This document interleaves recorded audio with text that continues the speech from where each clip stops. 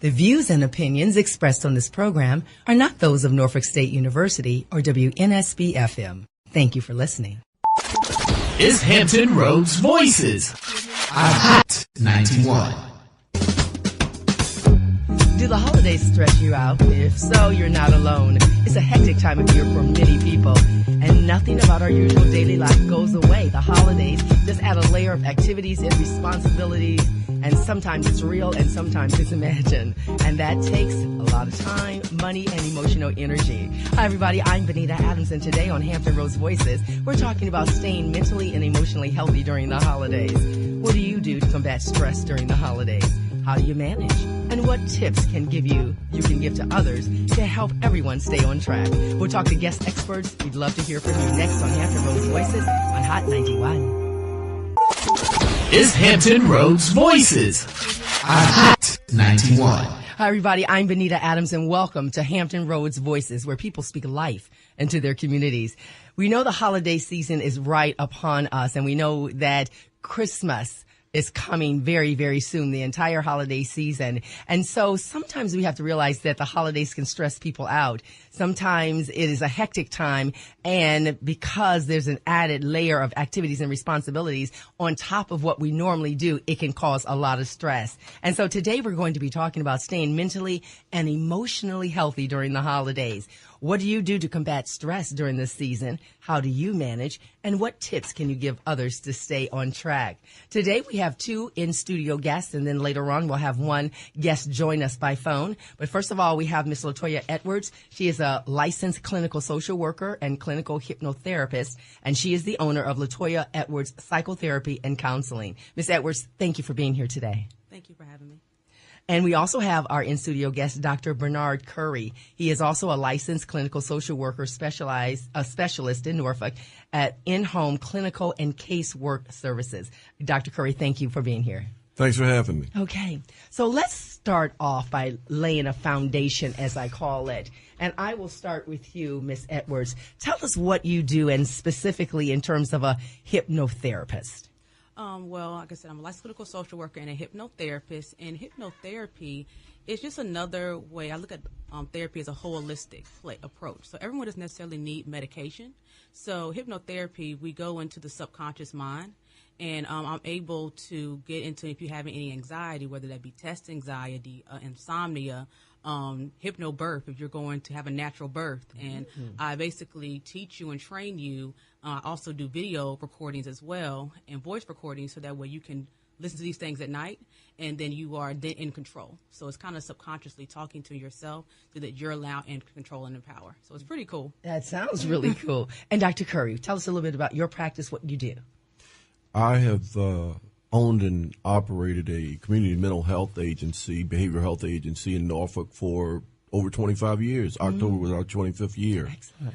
And during that time, I have amassed credentials that allows me to competently provide individual, family, group, as well as marital therapy. I work with victims of trauma. I work with youth who are involved with the courts. I'm also a Navy veteran, so I also work with vets who deal with trauma and life adjustment issues. Interesting. Yes. Very interesting. And so because it is the holiday season, I really wanted to start off just about December, even though it's not quite December, but I wanted to start off talking about how the stress that we know that comes along with this time of year, and also to talk about how we can actually be mentally and emotionally healthy for the holidays. So what does it mean, Dr. Curry, in general, to be mentally and emotionally healthy? In general, I would say it has to do with how the person feels about themselves, him or herself. Okay.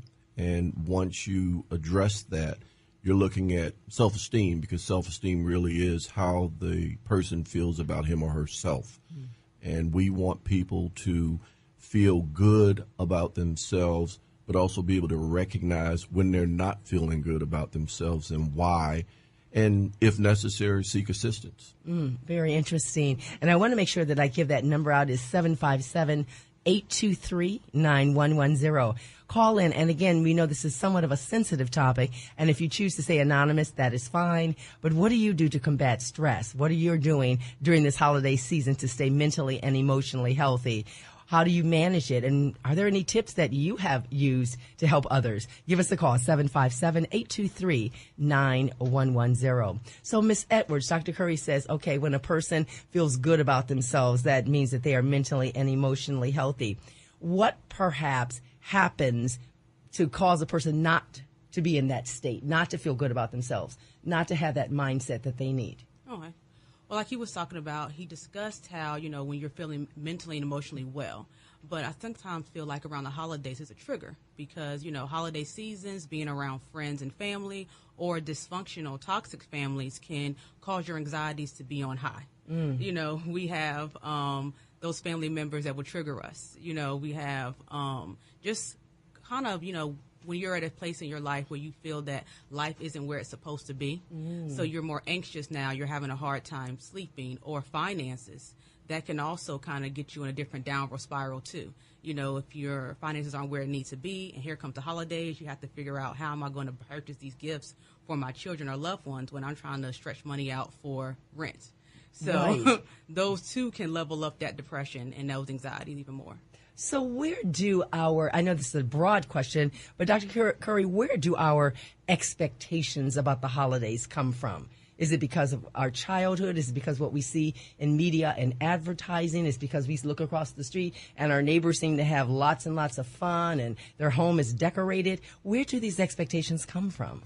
Well, it's a little bit of everything you've just said, and I also think that what's important to acknowledge is that influences are generational. Depending on your age, it probably has more to do with how you were raised. Okay. Depending on which set you fall in, millennial or Gen X or what have you, I think, is influenced to a large degree by how involved you are and susceptible to social media. Okay. And what do you think, Ms. Edwards? Social media has a big part to play with it? Oh, yes, everyone's trying to follow the Joneses. So I definitely agree with him on that. Yeah, I have seen a post once, so I think it was Instagram, and it was saying, I'll paraphrase it, something like, it is better, why are you comparing your real life to the Instagram life? Who doesn't want to look fantastic on Instagram? We're always smiling. We go to exotic places. Life is good. We're always talking about our projects. Our kids are the most wonderful, well-behaved people ever. Come on, the kids too. He's not that well-behaved anyway. But that's how life looks on Instagram. And so we see that and we go, oh my gosh. And I completely understand when you say, I don't even have enough money for this. And now I have to buy toys. And now I have to buy my babysitter a gift. And I have to buy my husband a gift and my son a gift and my other kids a gift. And I just don't even know where this is coming from. So I think that was very interesting that you say it depends on which generation that you find yourself in. So the millennials, they don't see Christmas. How do they see Christmas then? How do they see the holidays? I just don't want to say Christmas because we know it's bigger than that. They see it and accept it as more commercial, where a baby boomer may say, okay, there's Norman Rockwell and it's got to look like that. How are they seeing it? Well, I'm going to let Miss Edwards talk about the younger generation. Okay. I'm going to let her do that. Yeah. I can only talk about what. Yeah. Okay, Miss Edwards. How do I see? I guess I fall into that millennial category. But that's an interesting question because I don't really see Christmas as a gift to buy other things. But I guess having millennial clients, a lot of them are, like you were saying, they have that expectation of trying to have a certain thing a certain way by a certain age. And if they don't live up to that expectation, then they feel like a failure within themselves. And so I tell everybody, I said, everybody's life is different. And just because you smile in front of a camera doesn't necessarily mean that, you're, from here on up. That's the truth. Doesn't have it all together. And I think that the idea of expectations is very important. It's critical to a lot of people because they don't rely on or aren't able to adjust or readjust their own expectations, given realistic limitations with regards to salary, disposable income, what they can and can't afford, and having an honest conversation with those they would like to purchase Christmas gifts for, but realistically cannot, and having those people be supportive and say, I understand, Right. just knowing you care is going to be enough. Absolutely. And knowing that there are so many ways, we're not talking necessarily about gift giving this evening, but nonetheless, knowing that there are many ways to show that you care, Yes. that I'm concerned, that you mean something to me. It does not mean you have to run off to the department store or go on Amazon.com Right. and purchase something you can't get anyway. And I like that you say, Dr. Curry, that it would be helpful if those in our circle would say, don't bother with that. You don't have to get me anything. Exactly. And that helps very much. And so we're looking to talk about, and we are talking about, staying mentally and emotionally healthy during the holidays. What are your tips and tricks that you can tell us that help you? What about the gifts that you purchase? Do you feel an obligation to give a gift? Or are you one that says, you know what, that's one day out of many, many days, and I'm just not going to fall into that trap? 757-823-9110. 757-823-9110. Give us a call. This is Hot 91. Is Hampton Roads Voices on Hot 91. Welcome back, everyone. If you're just joining us, I'm Benita Adams, and we're talking about staying mentally and emotionally healthy during the holidays. We have LaToya Edwards, and we have Dr. Bernard Curry in the studio, and we have a caller on the line. Caller, what is your name, and where are you calling from?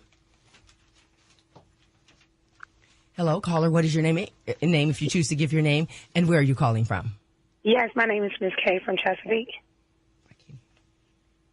Okay, and what is your question or comment? Well, my comment is for families and those that are, stressing about the holidays and the time of year that we're approaching right now. Dr. Curry, did you hear her question? Ma'am, could you please repeat? Okay, yes. I want to comment first and foremost. I want to comment on the holidays. Okay, go ahead. Okay, yeah. I think that everybody needs to, talk to their family and friends and even their children about the meaning of Christmas. You just show them, what it is to just give to those that's less fortunate. If you take the problems off of you and direct it towards something else, I think that helps out a lot. And you have brought up an excellent point. I often share with people that one of my best Christmas experiences was when I took both of my children to a shelter where we fed people who came in. Nice. And they literally had a life experience where they were able to see others less fortunate than them as well as help to feed them. So the conversation could be an ongoing one or should be an ongoing one until you feel the message is received and understood by the actions or reactions from the people in your life. And so many times our children remember those kinds of things. We think, oh, they'll remember that toy, or they'll remember that outfit, or they'll remember that. And yes, they will, but those toys are opened, played with, discarded, and we say, where is that truck? What? I don't know. But those kinds of memories and experiences are really life-affirming and life-changing. And so that's wonderful that you say that. Thank you so much for calling. You're welcome. Thank you. Bye. And I think that was very important, what she just said, to think of creative, and we mentioned that, creative and interesting ways. All right, so let's look at being the emotional aspect and being emotionally challenged during the holidays. Is any one particular group, we mentioned this a little more susceptible to that? How do men or women handle this emotional aspect of the holidays a little differently, or are there differences there? Okay. I guess I can only speak for my sex. Okay. So. Thank you. I appreciate that. He says, thank you for not trying to act like you know everything about me. Okay. But you re-ask the question again, Ms. Benita. Right. When we talk about being mentally and emotionally healthy and so forth for the holidays, do women experience this differently? Do they react, respond differently during the holidays? Are their expectations different? I think women, and I could be wrong, we might have some callers call in on me. I think sometimes we take on too much. Wow. Trying to take on a lot of different responsibilities, trying to help out, be the caregiver. I don't know if that came back down to just how we were all raised, as young women and young ladies. But I feel like we take over too much. And I said, trying to overcommit ourselves, trying to be at everybody's event or overwork at the job, and having unrealistic expectations during the holiday seasons or just in life. So I just always kind of advise people to pace themselves. I love that. Don't take on more responsibility that you can handle. Cut the things out that aren't truly important, and make a list and prioritize the important things. Right. And decide on your limits and stick to them. Absolutely. I love the whole notion of pacing, because there sometimes are expectations, and we'll talk a little bit further about this later in the show, but sometimes there are expectations that we feel, I've always been the one to make that pie. I've always been the one to make the turkey. They're depending on me, and if I don't cook that meal this year, everybody's going to be disappointed.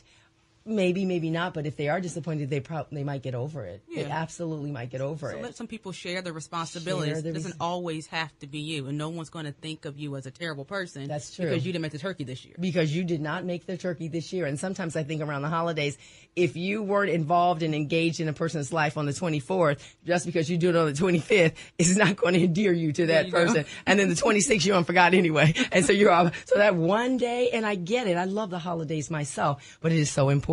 We have a caller on the line. Caller, what is your name and where are you calling from? Norfolk. Norfolk. And what is your name? Gina. Gina. Gina, what is your question or comment? Well, I was commenting on that, I don't have the issue of, having children, which is a blessing. I know there's blessings during the holiday and everything else, and rushing out and trying to do all this stuff, it doesn't bother me. It was just the loneliness of a lost one, losing someone and going through, just a mourning phase. That hurts. Yeah. That's all. Absolutely on that. Ms. Edwards, what do you think about that? A lot of people feel the sting, I guess of a lost one, especially during the holidays. Yeah, I think we were just talking about that during the break about, loneliness and loss. And I always say loneliness and isolation can be a concern for many people, around the holidays. So I always say around this time, if you're experiencing a loss or just being lonely, leaning on to your friends, picking a hobby, or hanging out with friends, creating new traditions with loved ones, and creating your new family and your new normalness, keeping yourself kind of busy around that time. I absolutely love that you say try some new traditions. Gina, did you add any new traditions or get together with other family members during that time? Well, I'm trying. This is a new beginning for me. I was locked up for some time, and now I'm spreading out my wings on my own, and it's just family's not around. And going through breakups, relationship is really hard, and trying to pick myself up and not be depressed and go into substance abuse is really, really hard. So it's just a moment not to go in a downward spiral. So I don't know the traditions. I have so many traditions that I learned throughout the years, and it's trying to compact what I like for my own lifestyle is very difficult. I can understand that. Thank you so much for calling us. Thank you. Dr. Curry, what would you say? She said she had been locked up. Relationships are been broken. Their loss of a loved one. What would you suggest for her? Well, first of all, I just want to tell Gina that from hearing her describe her lived experiences, I sensed her possessing the strength to get better. Wow. And I don't know that she has formally sought someone out to share what she is experiencing.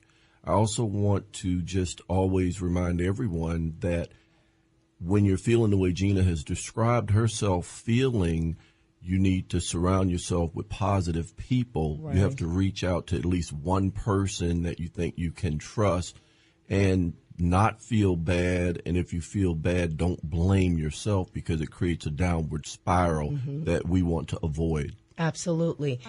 Yes. I noticed she also said that she goes to groups, for SA. So I always tell, I used to work with, I currently still do dual diagnosed clients, which individuals who are currently in recovery. And I tell them, too, to I always recommend them to get a sponsor. When you have a sponsor, they always have groups, especially on the holidays or Christmas, Thanksgiving. Yes. And when you have a good home group that you are around with like-minded individuals, they'll make sure that you are on the right track as well, too. So you have that new form of family. And another way for her to honor her mother and anyone who may have passed is, to thinking of a past memory and kind of honoring them that way, because she did say she had some tradition they used to do together. They used to do together. That is such a good point about organizations that know and understand how important it is to be together during that time. Yes. And I did not know that. That is very interesting. We have another caller on the line. Caller, what is your name and where are you calling from? Please, you're live. Ashley, and I'm calling from Charles City, Virginia. Okay. Ashley, what is your question or comment? I wanted to comment on you talking about the Christmas, like, being sad. And I was going to say it's not necessarily about money. You can have plenty of money for the kids. And I think it's losing someone. Like, for instance, I lost my dad. So Christmas was his favorite holiday. He loved Christmas. So this time of year it makes me, like, very anxious. And as happy as I want to be for the kids, it's like deep inside it's just not the same. Like I heard you talking about money and people stressing about money. And I think not having all your family makes it very hard.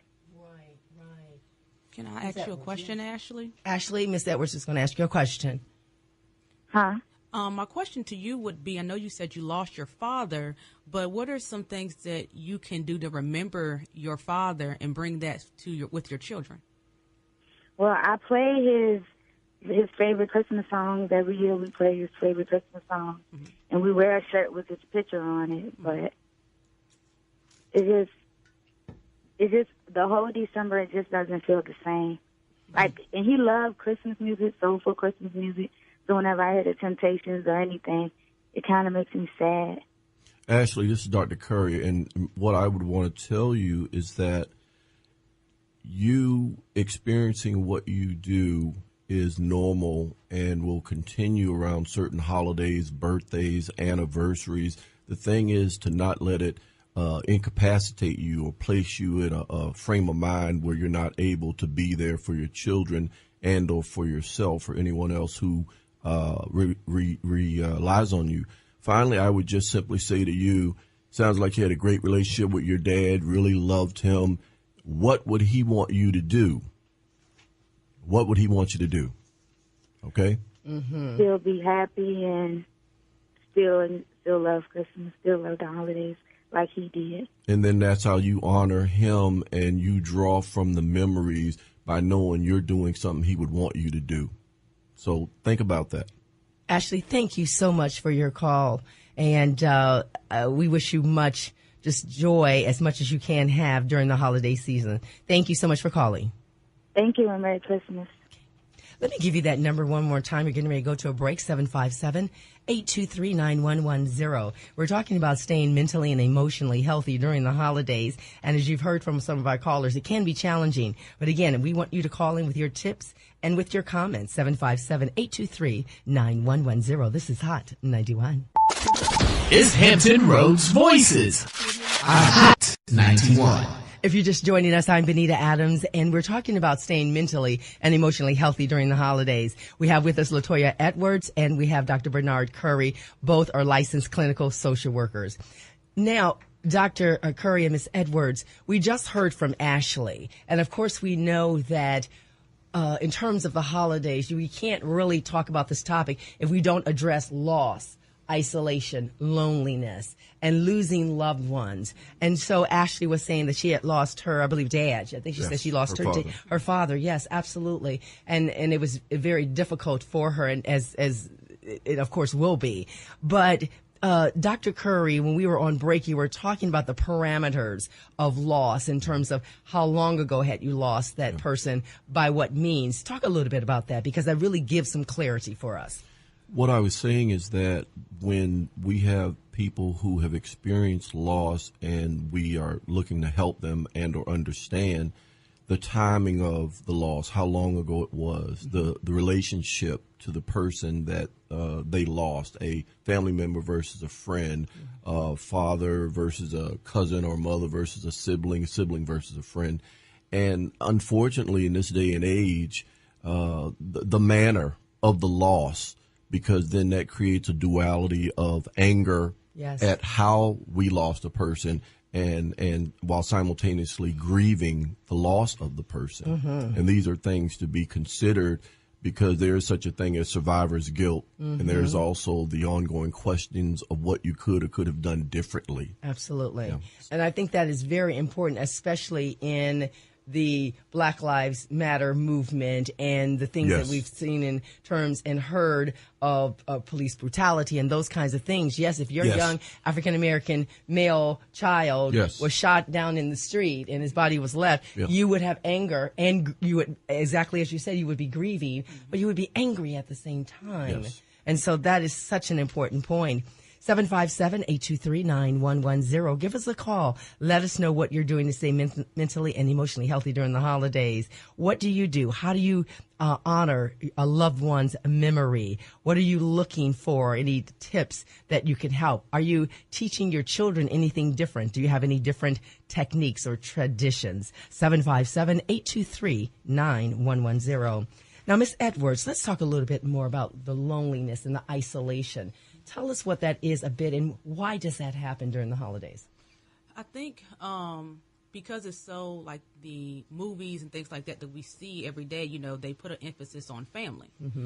So when individuals are not with the idealistic family, mother, father, they feel sometimes less than, because, on TV they have mother, father, grandmother, and things of that nature. But then you have people who don't have that traditional mother and father. Right. So I tell people we have fictive kin, and individuals who may not be our biological mother and father, but that do hold a close placement in our hearts. And so you can create those memories with those. I also say, too, another way, like you were saying, to honor the loved one, too, is if someone has passed, is thinking about a cause they may have enjoyed and loved, and another way to remember them.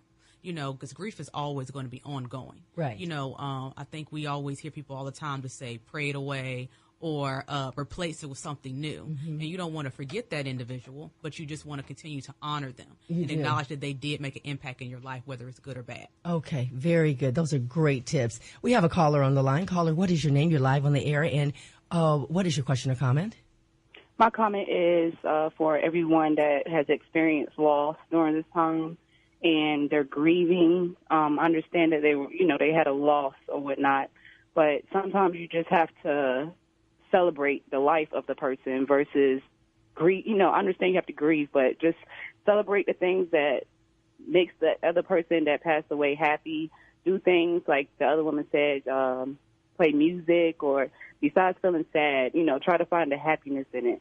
And any other traditions or whatnot, stick to the traditions, but you can add other people in it to help you feel more homely, and just, celebrate it versus being depressed about it. Make sure that everybody else around you understand what you're going through, and make them help you feel, welcome. Absolutely. Thank you so much for calling. We appreciate that. You're welcome. Okay. Dr. Curry, it really is somewhat connected to what you said, celebrating that person, honoring them, honoring their memory. That's important. But here's a question that I have for you. Should we ever, for both of you, should we ever pretend for the sake of the kids or for the sake of the family and not tell them how we're feeling in terms of this loss or this grief, or how this particular holiday season is extremely emotional? Well, as much as that is an excellent question, it speaks to individual decision making. Okay. I understand that grieving can sometimes be very private. I would think that a significant loss is something that would be known by all family members and close friends. And so what I heard the caller really say is you've got to communicate. Right. And when you let others know and or remind them of what you are experiencing, thinking about, or dealing with, you're also informing them of how they may expect you to behave or how you want them to behave. We all make mistakes. We all forget. We all may say something that is not as sensitive or in keeping with the moment or the event.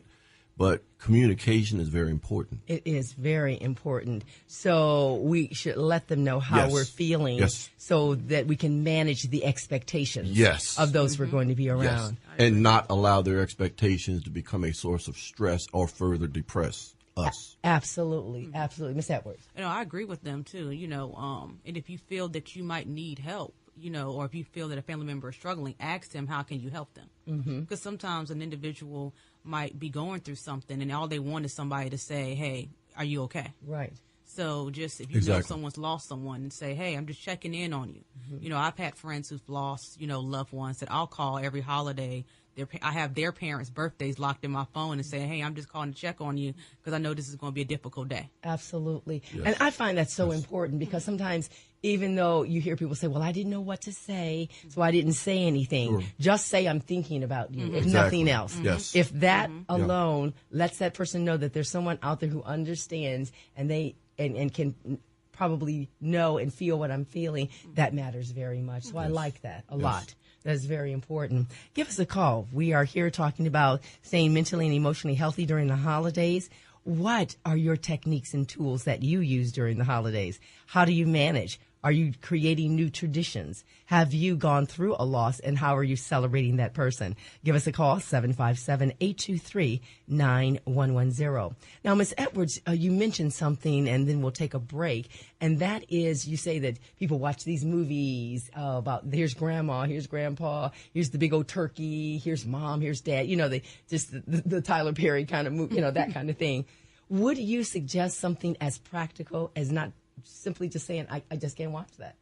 Yeah, you can avoid those things. You can set up your new normal. If you think it's going to be a trigger to you, right. Identifying what those triggers are, and then also discovering why this is triggering you, which is something that I work with my clients. Like, okay, what is it about that's triggering you right now? Okay, now that we've identified it, now we know what we need to do to move forward. So if watching these movies or certain things like that is going to trigger you to possibly drink or just go spiral more into a depression state, then you don't want to put yourself in that situation. Absolutely. So something like that would help. So give us a call. We're getting ready to take a break. 757-823-9110. 757-823-9110. We're talking about staying mentally healthy and emotionally healthy during the holidays on Hot 91. Is Hampton Roads Voices on Hot 91. Welcome back, everybody. We're talking about staying mentally healthy during the holidays on Hampton Roads Voices. Our in-studio guests are Latoya Edwards, licensed clinical social worker and clinical hypnotherapist, and she is the owner of Latoya Edwards Psychotherapy and Counseling. Ms. Edwards, thank you for being here today. Thank you for having me. And Dr. Bernard Curry, a licensed clinical social worker and a specialist in home clinical and casework services. Dr. Curry, thank you for being here again today. Thank you very much for having me. All right. So we are thinking about so many aspects in terms of the holiday season. I found it very interesting because I was looking at some research and it talked about how the second week, let me see what I'm looking at my notes here. It was saying that there is a time period right around before Thanksgiving and all the way to Valentine's Day can be very challenging because there's Thanksgiving and then it's the Christmas season and then it's the first of the year and everybody's making these great resolutions. And then here it comes to be Valentine's Day and I have no one and I'm all alone. That period. And so and in this research that I was doing, it was saying that there is a higher rate of suicide and depression during that time period. So let's talk a little bit about suicide. We really have to talk about that. My understanding and what I've researched for this show is that suicide is up. Ms. Edwards. In reference to, is suicide up around this holiday season? Yes. Yes, it is. And I always tell too, typically before someone completes suicide, they typically ask for help. If someone is thinking about hurting themselves or feeling down, there's local community service boards. They're in every city. You can call there. You can just check your local one. There's also the National Suicide Hotline number. The individual can call and they can talk to someone in crisis. You could go to the ER and talk to either a licensed clinical social worker, clinical psychologist, or a counselor, and they can kind of talk to you when you're feeling kind of down. If you feel that you might need to take medication, there's also professionals there as well. But a lot of the people who are thinking about committing suicide, it is not only that sense of loneliness, but it's just that sense of I'm not being heard. So just kind of having somebody to talk to and let them know that you're not alone. What can we do to get you out of this rut? Absolutely. And what are some of the signs? Because again, we get very busy during the holiday season. We're traveling. We're trying to make merry all the time. But are there some specific signs that we could say, oh, I think there's something? If they start giving away all their items. Wow. You know, I also say pay really, really close attention to geriatrics, you know, older, you know, adults, you know, because a lot of their friends, they're in their 80s or 90s, they're passing. Wow, yes. And so, you know, people don't think about them, but they also have the highest rate of suicide amongst, you know, I guess they said it's a white male, white geriatric male has the highest number of suicide rates. And a lot of people don't think about that too, because they're losing their loved ones. So pay attention to if they're acting out of, you know, out of norm, you know, are they isolating themselves more? Are they somebody who's usually really lively? You know, if they stop making future plans, you know, but like I said, they key things, those things too. I think it's interesting that the younger guest addresses the issue with the older population. Very interesting. So I'll take a swing at the younger absolutely. set. Thank you, Dr. Curry. Because one of the things that we as parents per se, or just the guardians of what has become the village, as it were, that raises children, we don't do a good job in monitoring the social media accounts of our children, nieces and nephews. I saw a young man approximately a couple of months ago, and he took a picture of himself holding a knife against his neck, and then thankfully nothing happened. But that's a cry for help. If I ever saw one, and his parents luckily did see it, and they got him the help that he needed. Okay, so we're overlooking text, pictures, code, and in this social media driven world where connectivity is supposed to be the main thing, right, the benefit of, as it were, when someone disconnects, you've got to be able to pick up on that. And unfortunately, we're breeding a lot of short attention span folks who miss, wow, that person hasn't been online. You know, we haven't seen him on the Call of Duty. They're just hadn't posted. Where is that person? Absolutely. That's true. It's funny when you said the social media, because, you know, me being a millennial, people are always on it. So I'll see, you know, people on my social media, they'll post things, and I'm immediately in their DM like, hey, do you want me to link you to somebody?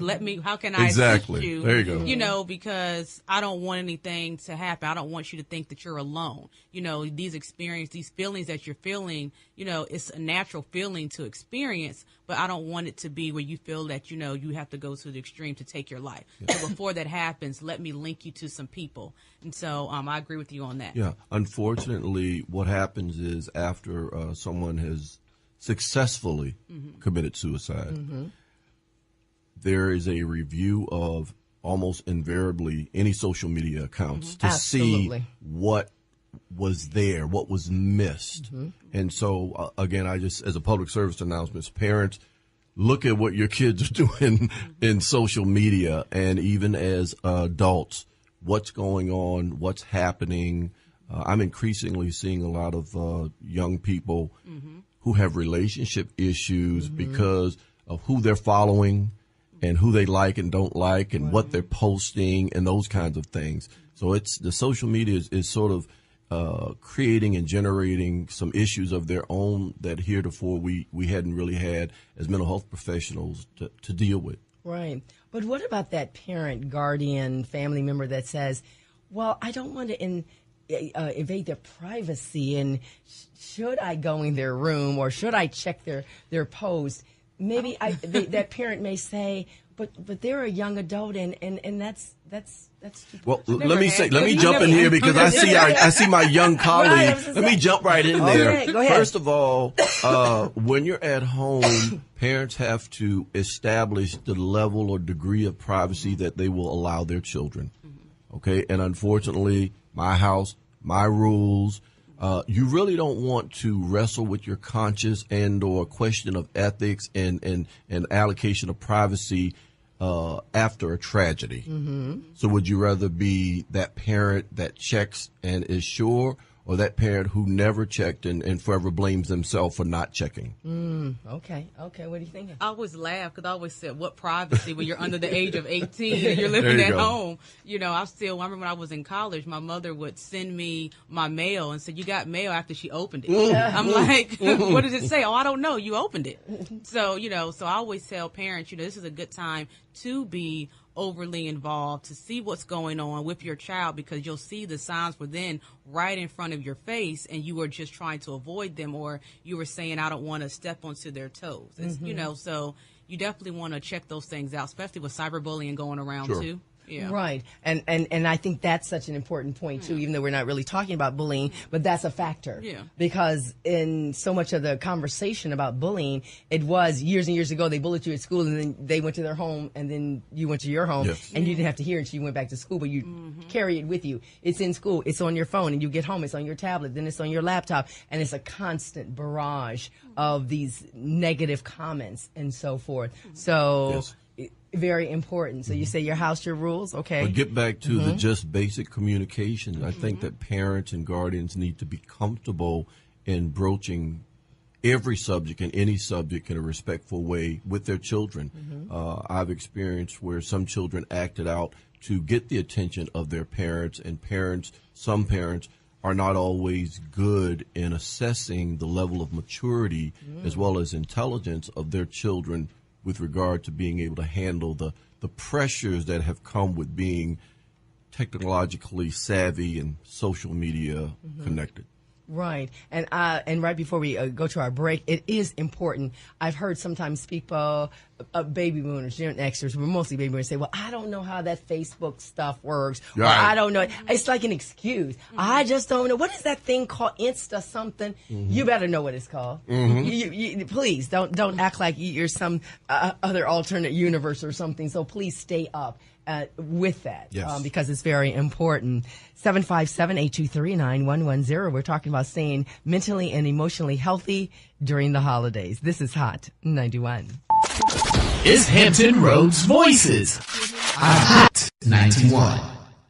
If you're just joining us, I'm Benita Adams, and this is Hampton Roads Voices, where people speak life into their community. Today, we're talking about staying mentally and emotionally healthy during the holidays. And we know that for many people, the holidays can be an added layer of activity and responsibility. Sometimes it's real, sometimes it's imagined. Sometimes there are people in our families, our friends, our communities, and they have expectations of us. And so it is so important to talk about how do we combat some of the stress during the holiday season. How do you manage that? And do you have any tricks or tips to stay on track for this holiday season? We really do want to hear from you. Our number is 757-823-9110. 757-823-9110. We have continued with us this hour LaToya Edwards, licensed clinical social worker and clinical hypnotherapist. She's the owner of LaToya Edwards Psychotherapy and Counseling, and Dr. Bernard Curry, who is a licensed clinical social worker as well, in-home clinical and casework services. Now, right before the break, and I want to continue this just a bit, we were talking about social media and how it is so important if we say, I haven't seen that person post on social media for a while. But during the break, you also talked to us a little bit about, as a counselor, checking the social media and those kinds of things. Would you let our listeners know what you were saying? Yes. I'm also a certified pre-screener in the state of Virginia. And basically that means it's linked with different community service boards. And let's say an individual is thinking about hurting themselves or others. A family member can actually go to the magistrate and issue an ECO, which stands for an emergency custody order. During that time, they will bring the individual to see one of the counselors, which sometimes they'll be at the hospital or they'll come to their CIT site, and we'll talk to them. And one of the things that I always ask them is, do you want to hurt yourself? Have you thought about committing suicide? And 9 out of 10, that individual will say yes if they're thinking of hurting themselves. We'll list out some options. I'll look on their social media accounts to see what's going on, too. And a lot of those people have posted about thinking about hurting themselves, basically a cry for help. And either people have ignored it or somebody has reached out and said, hey, I just read their social media account and I'm concerned. And so we'll kind of go there, and then we'll get them help from there, get them in accept with a counselor. They'll go to the hospital for a few days, kind of talk to a counselor, and then they're released back to either community service board, or they'll have a reference of other counselors in the community they can see. Absolutely. And I think that is so important. Dr. Curry. Well, what I was going to say is just to sort of refine what Ms.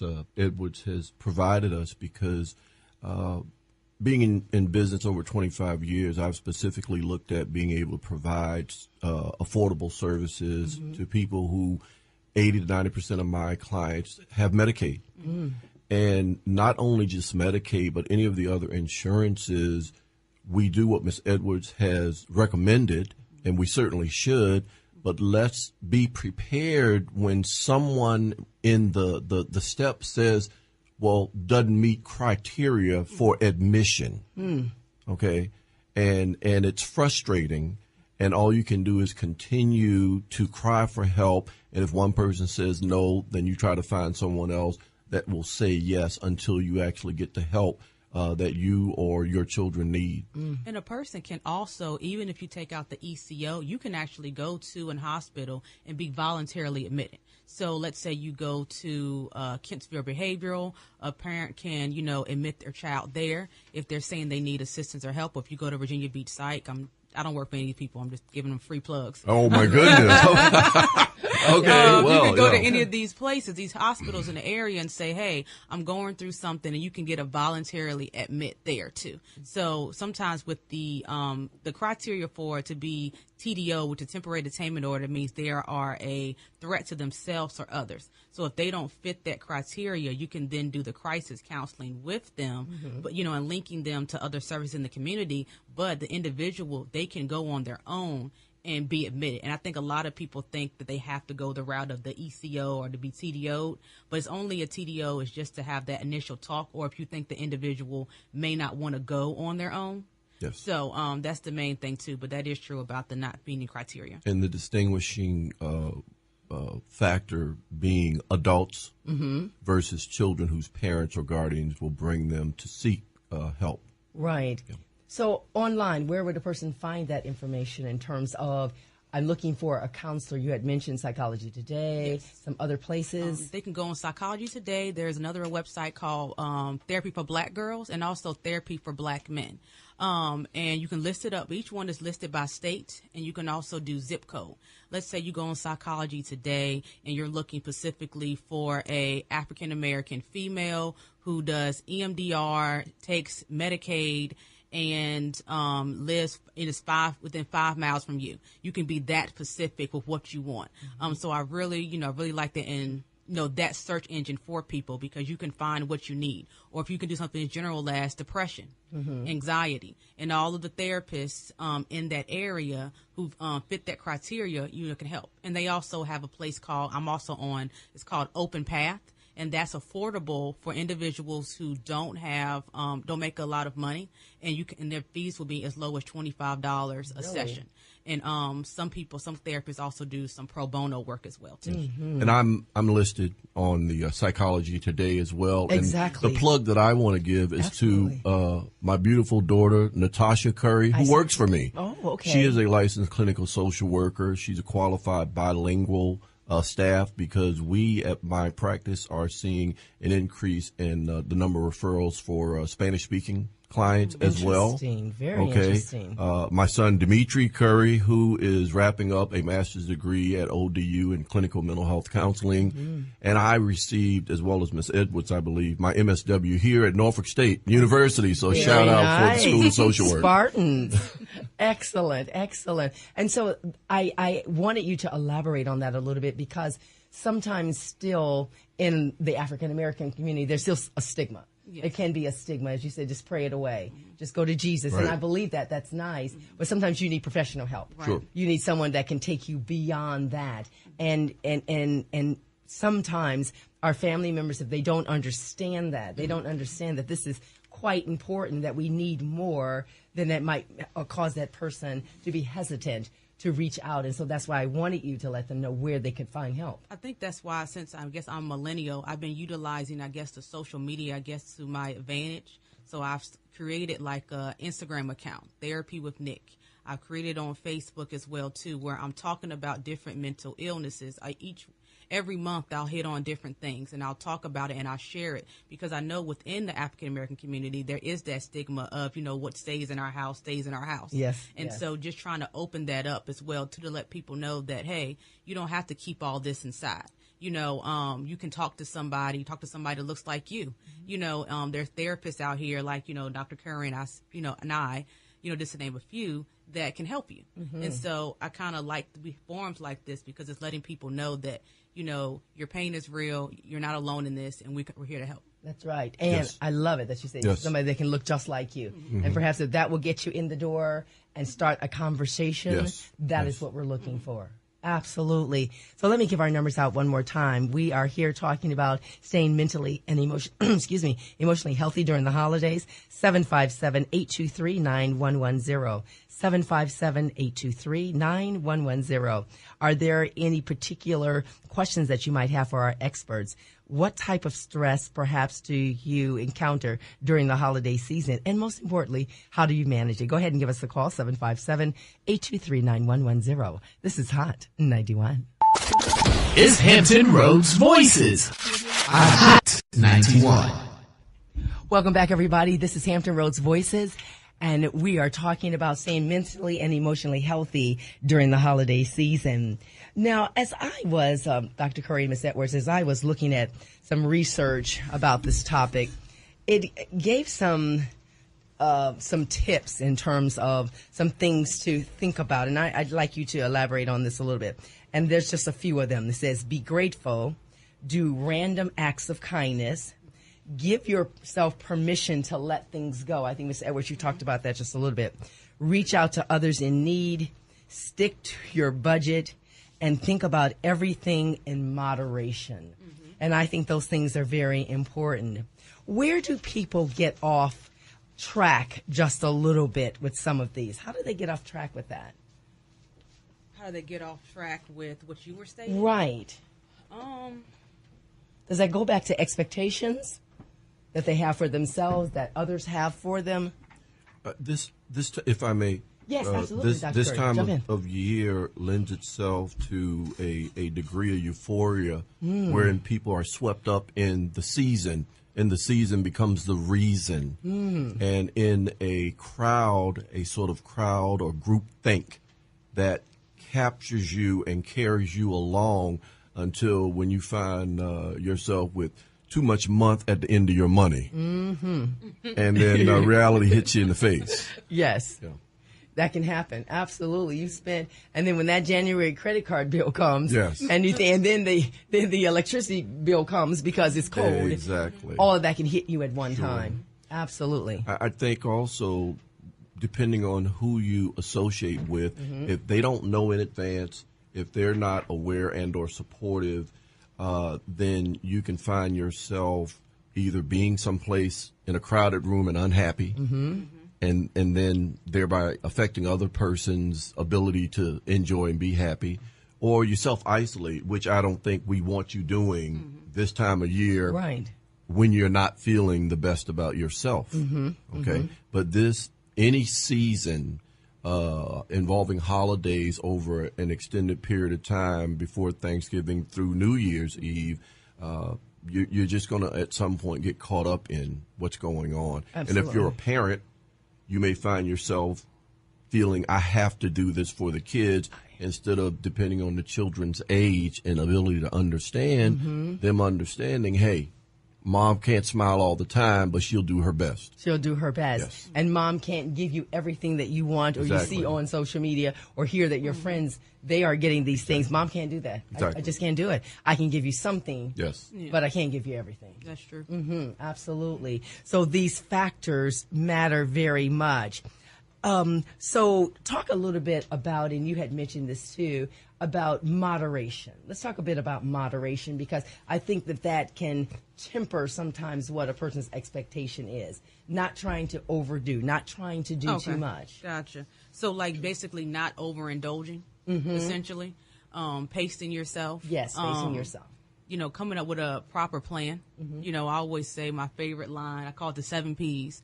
prior proper planning prevents piss poor performance. And by that, I mean is that can go for toxic relationships in family or even in this around this time. And by that, I mean, you know, if you know you're going to go to a family gathering and you know you're going to have that family member that's toxic to you, Yes. you know, surrounding yourself, making a list of loved ones that you know you have a good relationship with, and then a list of the individual that you know is going to be toxic, and limit your time with them so you can have a moderation with them. I'm going to spend time with Uncle Larry with my cousin Susie and Becky together for a few minutes, but now I'm going to go hang out with the friends that I really do enjoy being around with. So I'm giving them their time, but I'm also setting those boundaries. Setting boundaries. Yes. So well put. Because sometimes we throw all boundaries to the wind because you're saying, as Dr. Curry, you get caught up in the moment. It's the season. I have to overeat, overdrink, overvisit, overcook, overpurchase. And we forget those boundaries that we must have in order to remain healthy during the holiday season. Yes, let's think of it this way. There's no moderation without setting boundaries. Interesting. Okay. No moderation without setting boundaries. Exactly. Okay. So you have to have those boundaries Where in you place. get to that point and then all of a sudden, okay, it's almost time, and you may need a buddy there. You may need someone to say, hey, let me sort of, I'm picking up on cues for you, so I'm going to come over and be your wingman so that I can help you deal with what may not be something you want to or can deal with. Right. That's an interesting concept. I really had not known that. To take it's almost like a designated driver of sorts. Yes. Take that person and they see, even in the emotion aspect, they see you escalating. They see perhaps you're getting more upset. They heard what Uncle Tommy just said, and they see your body is tensing. Yes. Okay, let's step outside for a moment. I love that Take a concept. breather. Take a breather. Take a Okay, breather. I love always that. say too, and also know that your happiness is in your hands. And you know, by allowing your emotions to get wound up by somebody else's too, you know, that's also going to be your trigger. Right. So it's like setting those boundaries, setting your expectations. You already kind of know what they might say or what they might do. So if that means you can't spend time at that particular family members for your peace of mind, then don't go over their house. Then don't go over their house. Exactly. You know? Yes. Is the holiday season a time to talk about really important issues like, Mom, why weren't you there when I was little? Or where is my father?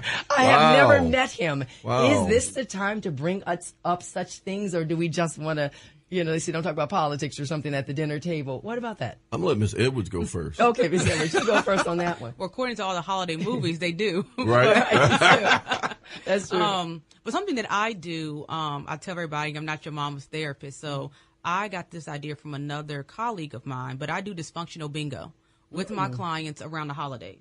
So I have just like a bingo board. We talk about every single family member, but the key to that game is you cannot place yourself on the board. Okay, so we talk about all the triggers that each family member has in your life and what they might say or do. So typically, you already know what's going to happen and what's going on. So when you go to that event, you now have the power because you already know what they possibly can say. So you're not going to allow them to trigger you or to rile you up. You've already developed your safety plan of who to bring with you, what not to do. You already have a friend that's going to call, because we as women, we'll always have, we go on a blind date. We'll have somebody call just in case to check in and say, hey, is this a good day? You know what to do from there. So what we'll do then is have one of your friends call and say, hey, how's everything going? Use a safe word to say, hey, Ebony, and then go from there like, okay, look, something's come up, I got to go. So that way you're preparing yourself for what's to happen and occur. So that's something that I do with my clients. They really enjoy it, and it becomes kind of a game that no one knows that you're playing about your family members. Creative. So, yeah. So what about these conversations, Dr. Curry? I'm getting past playing a game, but no one knows it. No, what I will say again is it's a great question, but I have to defer to individuality. Okay. I've come to believe that at this time of year, subjects that you brought up that I consider to be heavy duty, my dad, my relationship with my mom, et cetera, those aren't new things. Right. And so you almost know what to expect or who's going to bring up what. Right. I would not recommend, if someone came to me, I would not recommend bringing these things up at the dinner table. I agree with that, Okay. yeah. Okay. I would not recommend bringing it up at the dinner table. But if it bothers you enough that you even think about bringing it up during the holidays, it bothered you before, it'll bother you after. Yes, it will. Take an opportunity to not so much air how you feel in such a public venue as family members and friends, and take an opportunity holding on to that motivation and drive to address the individual you need to speak with. I find that very helpful because that really can explode. It could be extremely explosive. Yes. And that one conversation can lead to another, and it could really, really be a mess. I really have no other way of saying that. It's just really a mess. And so I think that advice is something that we should all heed to, because as you said, before that day, before that big dinner, after that, it's still there. It's there anyway. Yes. And so I find that very, very important. So what do you do? What are your conversations at the table? 757-823-9110.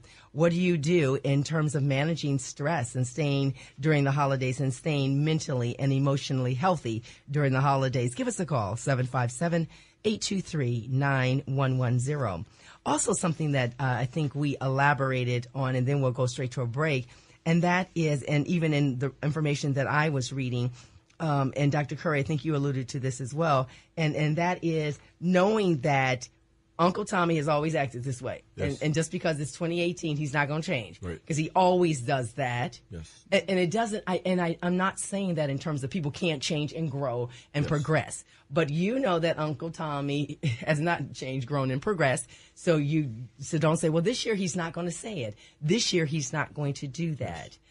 Talk about that just a little bit in terms of, again, managing our expectations and looking at our parameters and our moderation and guidelines. What Ms. Edwards commented on earlier about being in control of your own happiness is something that I strongly believe in. We have to take responsibility for how we feel.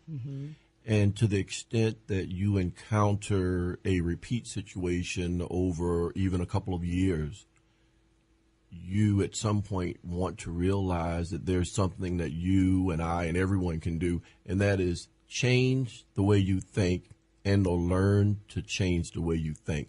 Because in doing so, you are able to control your reaction because you're thinking, and before every action and thought, there's a space, or between every thought and action, there is a space. And that time should be used to not go with what you want to say out of emotional, recklessness or anger, but to think about saying something that really represents personal growth and emotional growth.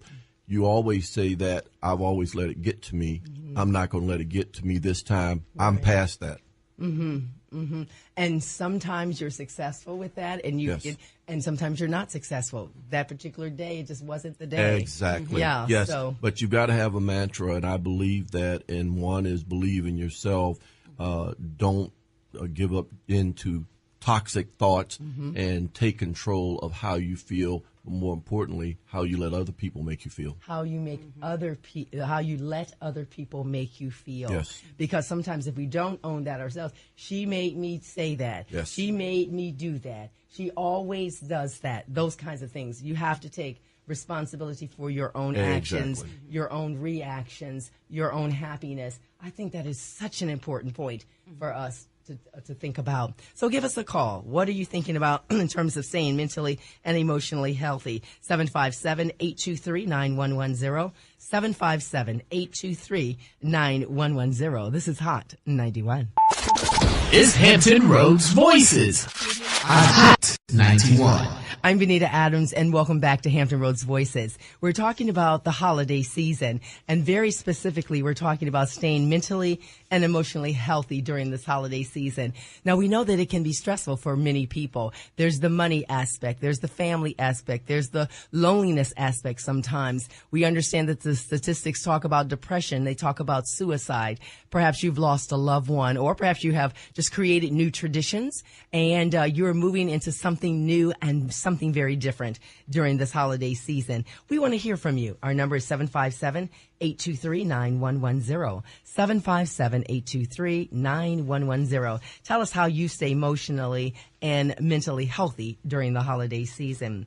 Now, Miss Edwards, you were talking a little bit during our break about mindfulness as a tool to help you move through the holiday season. Were you talking about mindfulness? Yes. Okay, let's talk a little bit about that. Explain what that is to our listeners. I said mindful meditation is paying attention on purpose. Okay, mindful meditation. Without judgment, when we look at our thoughts and feelings. So another good way to look at it is at the end of each day, take a break and check in with yourself. We are kind of on autopilot 24/7. You know, when we wake up, we are helping family, working, dealing with responsibilities, and we never really check in with ourselves. Our days impact us, and if we don't check in with ourselves, our stresses can blend into the next day, and then the next day, and then suddenly we are just compound with stress upon stress. So we take about 5, 10, or even 20 minutes of the day to slow down, ask ourselves how our day has impacted us and how we are feeling. We can just meditate that pile up of stress. And it's okay to feel stressed, worried, or even angry, but if we allow ourselves the opportunity to explore why we're feeling these emotions with curiosity and non-judgment, we can understand ourselves a little bit better.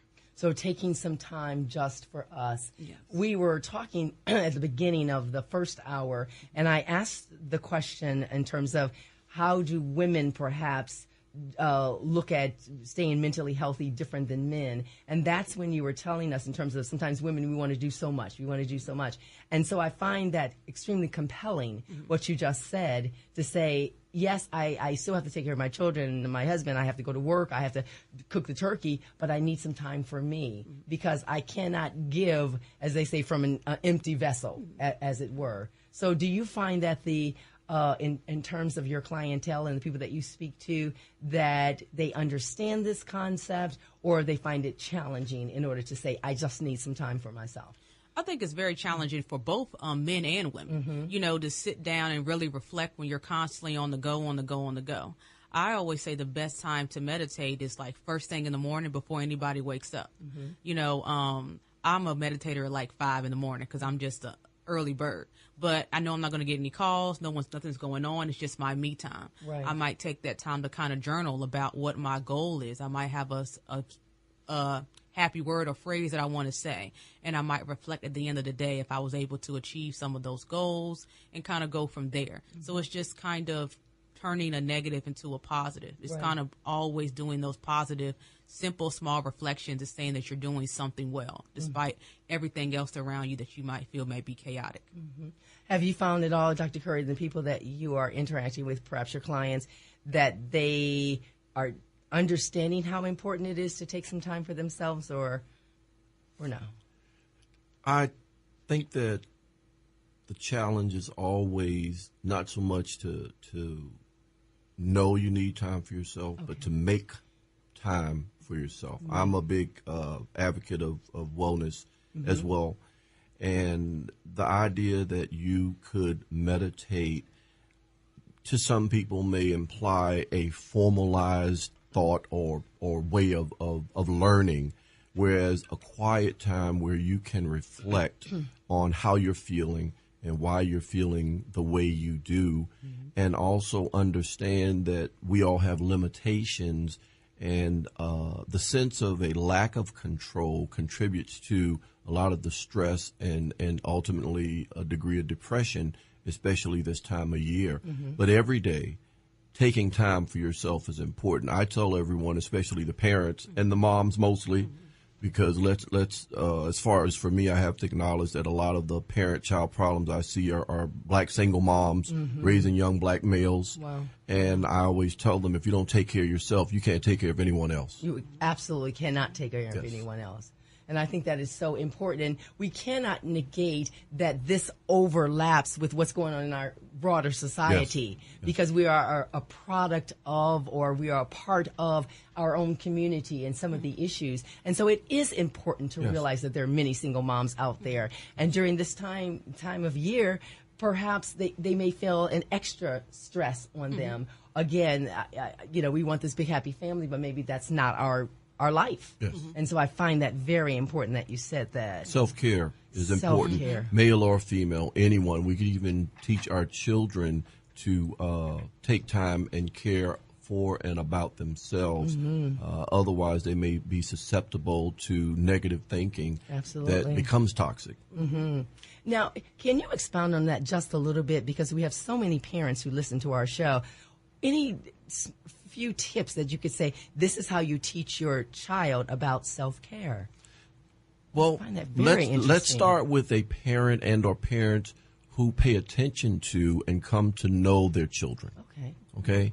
I once advised a soon-to-be mother that ongoing communication with your child in a manner and at a level that the child understands is always going to be critical to that child's development. Right. And you as the parent determine to the extent you can within your limits what you're going to talk about, but you're always going to talk to them about feeling good about themselves, feeling positive about themselves, and knowing that they can come to you as a parent when they don't feel good about themselves so they can talk about why. And one thing that always comes to mind is that issue about good hair, that issue about light skin and dark skin. Okay. And then obviously you mentioned about the clothing and other things that some parents can afford and other parents cannot. You do the best you can, but your relationship with your child, I think, should be anchored in that your child loves you,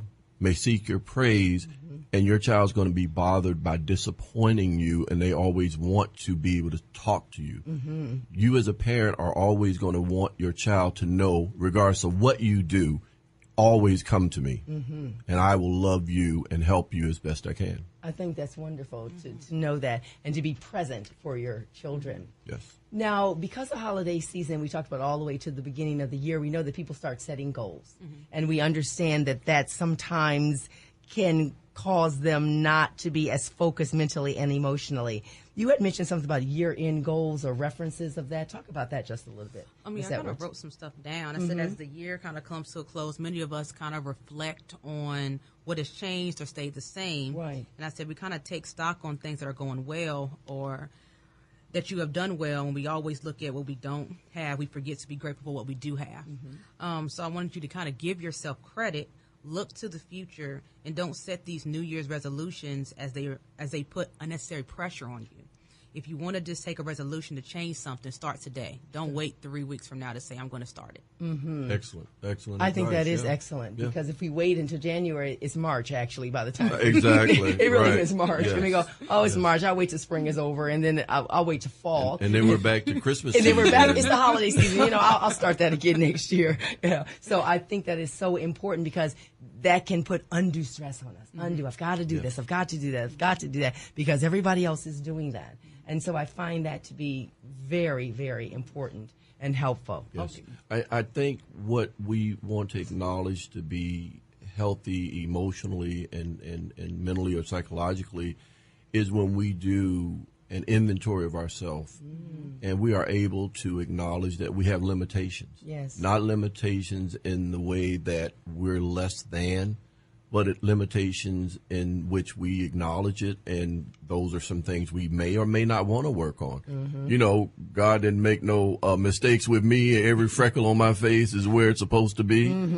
Love yourself. So we get right back to how do you feel about yourself? How do you feel and about how you feel about yourself is going to determine when you're depressed, when you get depressed, and how long you stay depressed. Because we all get depressed. Everyone does. It's situational and it's clinical. And we don't want situational stress or depression like this time of year to linger on and become clinical.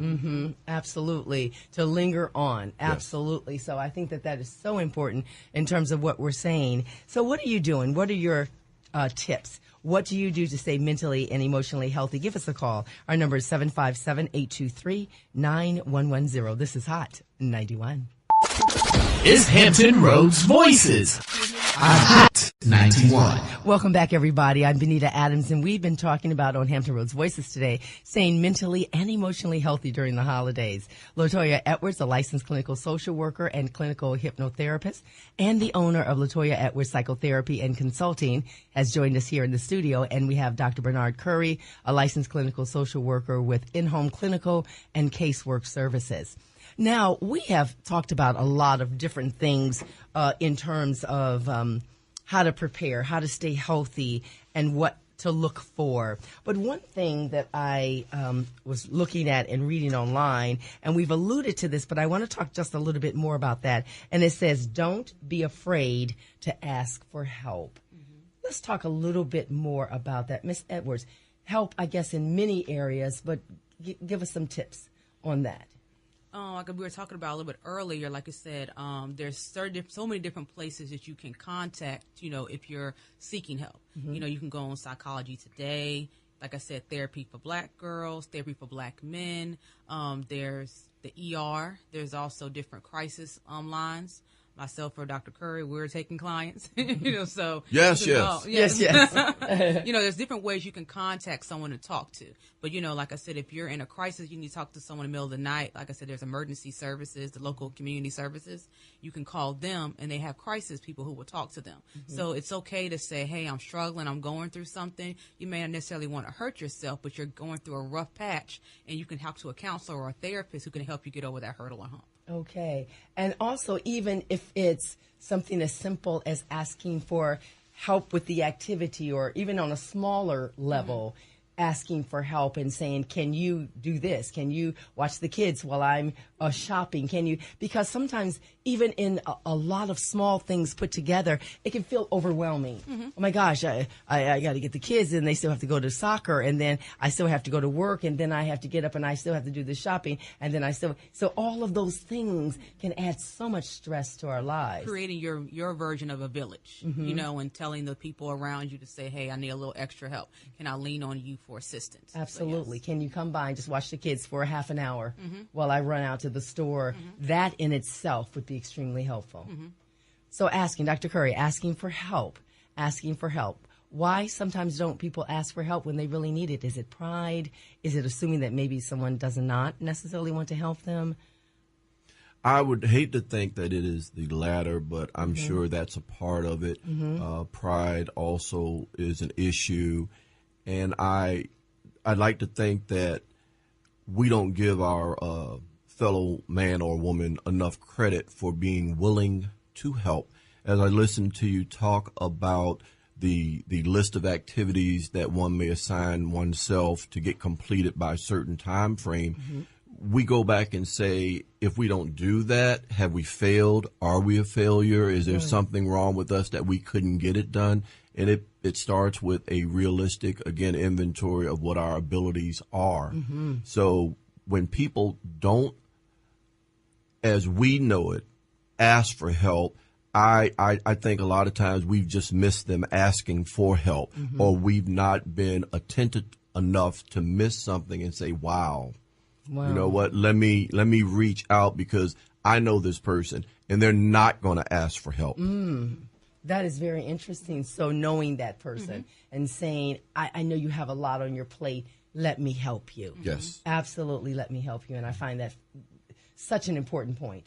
Such an important point. The issue of someone's privacy and the issue of emotions that are involved to the degree that you would become depressed over them is something that is challenging, and you have to achieve a degree of comfort. Yes. To be able to go up to someone you know. So imagine if it's a stranger. Absolutely. Okay? But we get by with a little help from our friends. We do. We can get by. And again, looking at that point of trying to manage the expectations. For example, someone asked me, how was your Thanksgiving, Benita? I said it was quiet and uneventful. There was no food involved, and I was very happy. There you go. And that's right. I said, that's how I chose to spend my Thanksgiving. Exactly. Yeah. I could have said, oh, no, I'm supposed to have, because I told someone, they said, no, well, what are you going to eat? I said, whatever happens to be in the refrigerator, I will eat. She said, well, that won't do. I said, but it will. Yes. So, but you see how I could have gotten caught up in that. Yes. Oh, my gosh, she's right. I need a big spread. I need to invite all these people over. And I would have been out of my comfort zone. And so sometimes we allow that to happen to us. Absolutely. Absolutely. Did she offer to bring over a plate? She did not, but that's okay. Oh, if she's listening, right? Where's that turkey you promised me? Exactly. Where's that turkey? Yeah. So tell us, we only have about 4 minutes left, and I want to make sure you're able to give out your contact information. So tell us just the brief version of, again, what you do and give us your contact information. And again, if you're looking for clients. I'm currently accepting clients. Like I said, I'm a licensed clinical social worker, clinical hypnotherapist. I work with individuals, couples, families, and teenagers. I also do groups dealing with grief and loss, work-life balance, transitioning, things of that nature, depression, anxiety. I'm currently located on 250 West Bramilton Avenue in Norfolk, Virginia, and my contact information is going to be 757-303-1795. You can look at me on Psychology Today, Therapy for Black Girls, and it's LatoyaEdwards@lcsw.com. Absolutely. Tell us a little bit about your practice. What are you looking for? Are you taking clients? We are always accepting new clients, and we provide services that are in the office, traditional outpatient. We also provide community-based services, and we provide a service that is actually called intensive in-home services, where we will go to the home to work with a parent or legal guardian to help them in the home deal with children who have behaviors that are challenging. I can be contacted at 623-8985, 757-623-8985. And I just want to say we also have a day program called Benny's Place, which I, in fact, named after my brother, who passed at a early age, but struggled his life with mental health issues and substance abuse issues. So it was a way for me to honor him. Very, very interesting. I find that fascinating. Well, it really has been a great conversation about the holidays. And again, we encourage you, if there is something that you need, we had two wonderful professionals here in our studios, and they gave you their contact information. Don't be afraid to ask for help. You can enjoy the holidays, but don't be afraid to set your boundaries, to set your parameters. And also, if you need someone to help you on any level, please reach out to them. Now, don't forget that we rebroadcast this every Sunday, and that is every Sunday, noon to 2. Don't forget that you can find us also on YouTube, and that is our YouTube channel, Hampton Roads Voices, and all of our shows are there for you to review. Also, we're here every Friday, 5 to 7 p.m. You got to have a question or you have a suggestion for a topic, please give me a call or call the station or email me, bkadams@nsu.edu. We hope that you have a wonderful holiday season. We're just starting, and we have so much more on tap for you. So don't forget, this is Hampton Roads Voices on Hot 91. The views and opinions expressed on this program are not those of Norfolk State University or WNSB-FM. Thank you for listening.